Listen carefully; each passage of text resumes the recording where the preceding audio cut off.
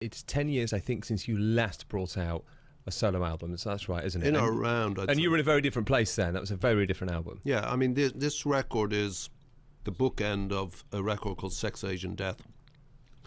And again, it goes to what I've been saying, that Sex, Age and Death happened because my missus left me. I was in love with her. And I was destroyed by all of that. And you know, if it's happened to you, if you're listening to this and it's happened to you, then you'll understand what goes on. You're consumed with this sort of universe of grief. And it so crowds your head that you can't find any way around it. And you say, well, you've got to move on, people say to you, but you actually can't find your way around this sort of inchoate pain. And how guys deal with it, I suppose, is probably different to women. I can't speak to them. I mean, I know there's women listening who are going through it now or have been through it, and I deeply sympathise. But my mates would come around to the house and sit there silently for a few hours and then go home, and that was comforting. And one of them is Pete Briquette, who was in the Boomtown Rats with me, still plays with me, producer of the records. And he just said, look, I'll be downstairs in the basement if you ever want to record anything.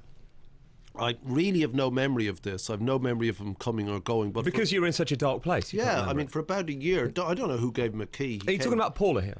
Yeah.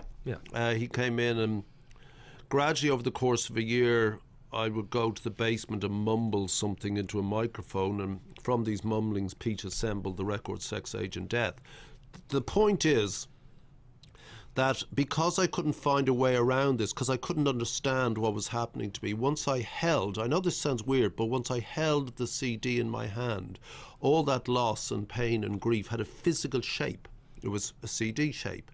And on it was all the pain. They were the songs. So now I could I could say, look, I know who you are, I know what you are, get back in my head and stay there in a place where you need to be. And I could move around that and get on with it. To escape from all the attention that was around this story at the time, I would go to Paris, and some friends there gave me a dinner, and sitting opposite me was this beautiful woman, but at the time, the English word is a great word, I was unmanned. I hated women, I didn't trust them, I didn't want to be around them. And the fact that here was a beautiful girl meant nothing to me. I just registered a beautiful woman, and so what?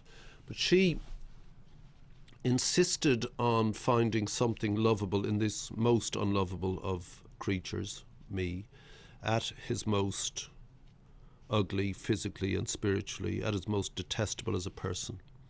And I suppose that the shrunken soul, once it is exposed to a persistence of love, has no other response than to respond itself, and gradually the soul gets stitched back together again, and a human being gets reconstructed in its place, and in this case that human being was me. I now know that that's what How to Compose Popular Songs is about. So it's the leaving behind of the sex, age and death, and suddenly understanding that life without love is meaningless. Indeed, the human condition without the existence of love seems to me to be absurd. So John Lennon was right.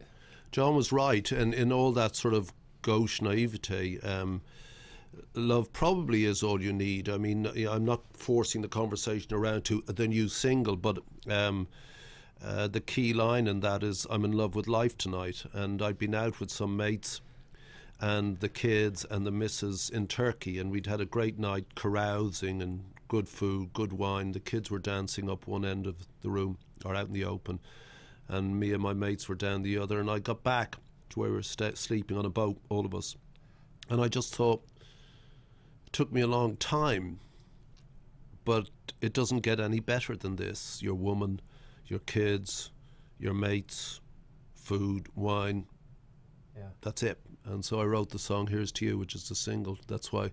And a critic wrote last week, Bob Geldof, in love with life, what's gone wrong with the world?